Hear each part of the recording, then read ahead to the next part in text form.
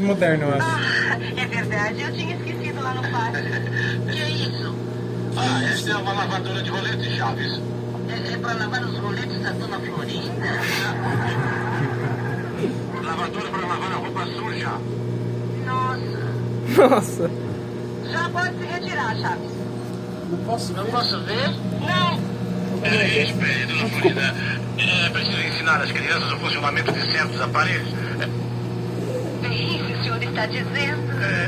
Que problema a senhora disse que a lavadora tem? É que os roletes às vezes ficam duros. É, porque tem os roletes muito finos e as patas muito fracas. Eu acho. Chaves, não fala daqui. Espere, Dona Florinda.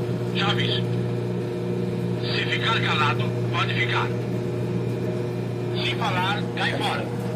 Entendeu? Sim. Sim.